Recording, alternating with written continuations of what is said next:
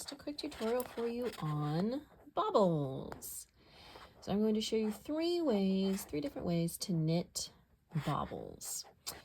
I am personally not a huge fan of bobbles, but in moderation, they can add a little texture to your knitting project.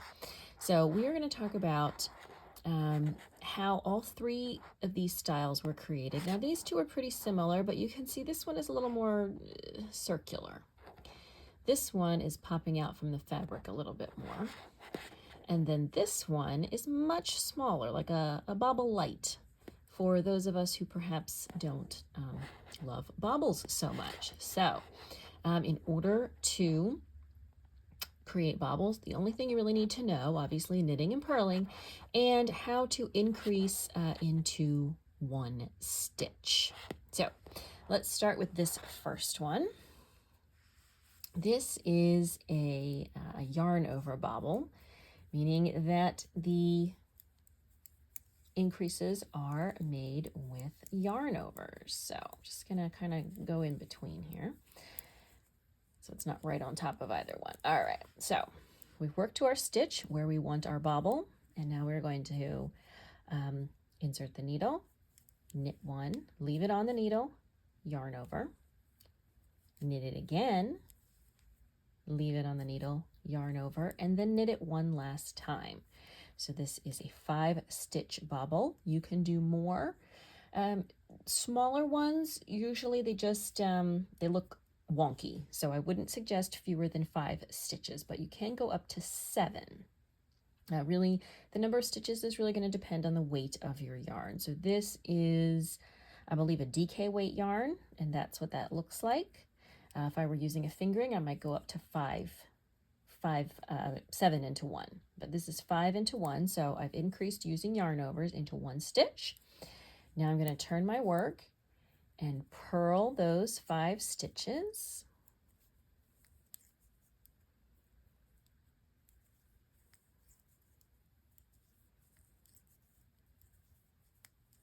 And then I'm going to knit and purl once more.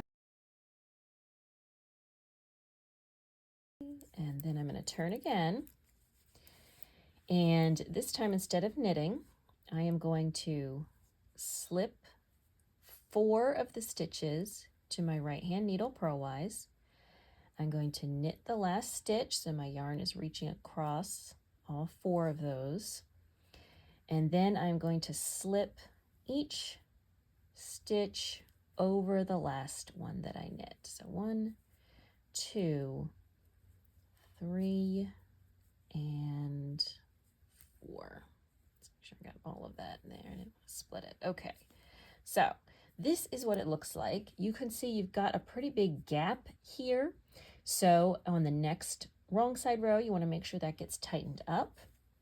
I also suggest giving your yarn a tug, but still make sure that your bobble stays at the front of your work before you work your next stitch. Okay, so I'm going to insert the needle into my next stitch, then I'm going to give it a nice tug, and there it is. So that is, and I'm actually going to pull pretty tightly for the next couple of stitches.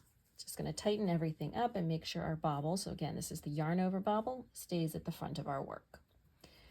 All right, let's move on to our next one. Okay, so this is the bobble that has a little bit of a rounder shape. It's more circular and a little bit flatter. So to do this one, again, I'm going to work into my next stitch, knit into the front, then I'm going to knit into the back. And then I'm going to do front, back, and front again. So instead of yarn overs, this time I'm doing knit front and back, all into 1 stitch. So all into 5 stitches into 1 stitch, and then I'm going to do the same thing where I purl, knit, and purl across those stitches. So turn your work, purl 1, 2, and again, if you had a thinner yarn, you might increase up to 7. I would not go lower than 5.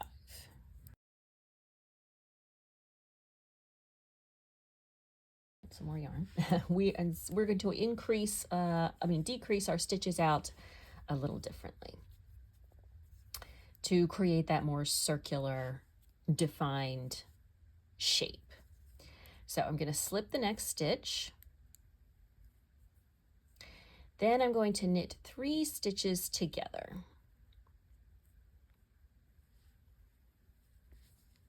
And again, these are all of your increased stitches.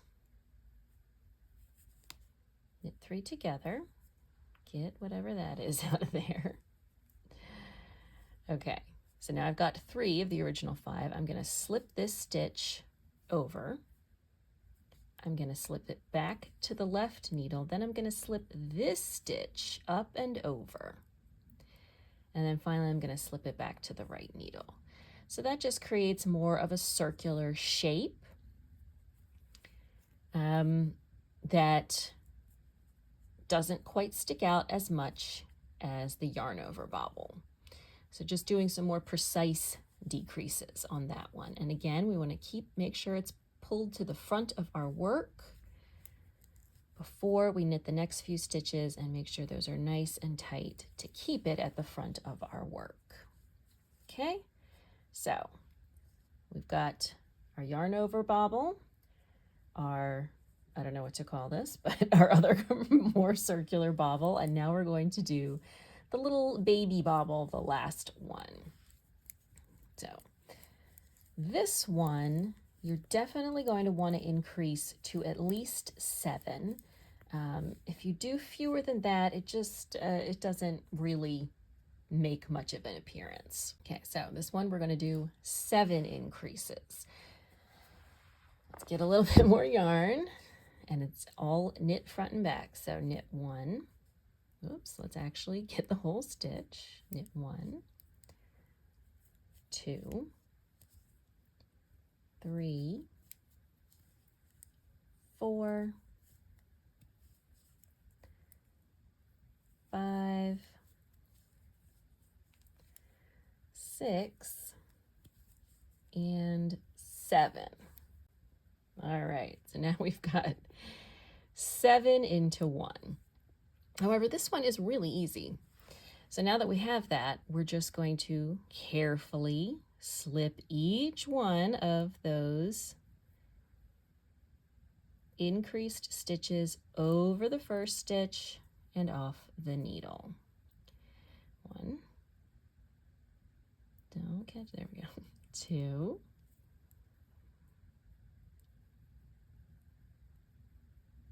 Come on, you can do it.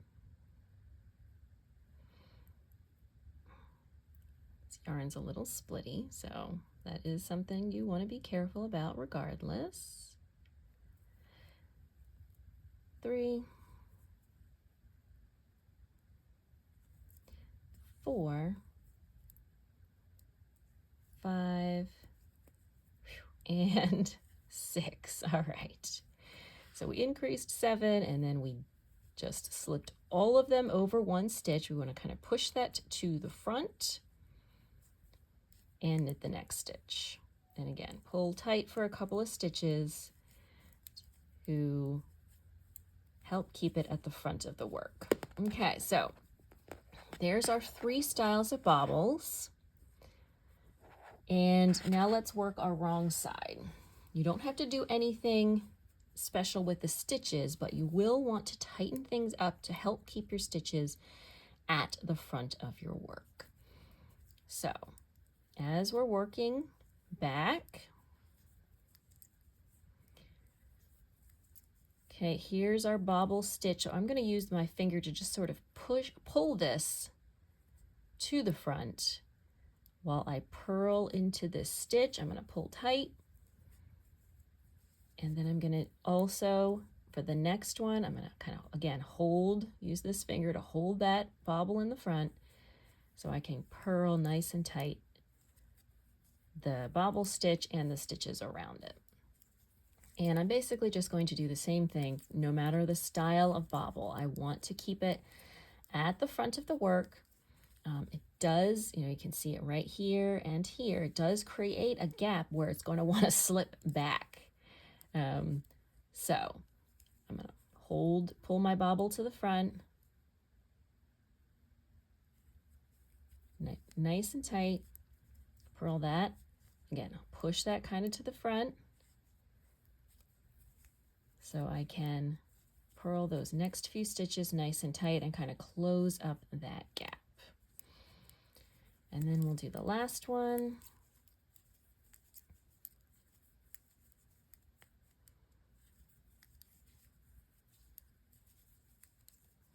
Okay, here's our bobble stitch.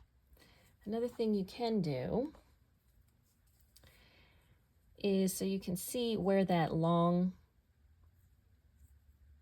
strand is, and you can kind of pull, some of the stitches around it a little bit tighter. Pull nice and tight while we hold our bobble to the front here as well. So here's where we've got the gap. Maybe we want to pull some of the stitches around here a little bit tighter, like this one here, to help close up that gap. But we're going to hold our bobble to the front and hold our bobble to the front and do a nice tight purl stitch for the stitches, a couple of stitches next to it. So again, you can see here's where that gap is. Maybe I want to pull this thread a little bit, pull some of these threads. That's going to help close that gap up. And it will create, some stitches that are a little looser on the back, but, nobody's going to see the back, so that's okay. And then we will turn our work and see what we got. All right, so again, here are our bobbles. This is the yarn over bobble, sticks out a little bit more, sort of more of an oval shape, although you can change that a little bit when you get your blocking. Here's our more circular, rounder bobble, a little flatter. And then here's our little light bobble. And again, as you block, you might pull this stuff more firmly to the front so that it stays where it belongs. All right, so those are our 3 different kind of bobbles that I am sharing today. And as you can see, bobbles can kind of be added to anything because ultimately you're not changing any stitch counts. You're increasing, but then you're automatically decreasing. So they're really easy to add to a project without worrying about disrupting stitch patterns or stitch counts or anything like that. If you just want to kind of add something unique to a pattern without worrying about accidentally altering that pattern. So I hope you found this tutorial useful. If you did, don't forget to give it a thumbs up, and also don't forget to subscribe to the channel. New knitting videos here every Saturday. Thanks for joining me, and I'll see you soon in another video.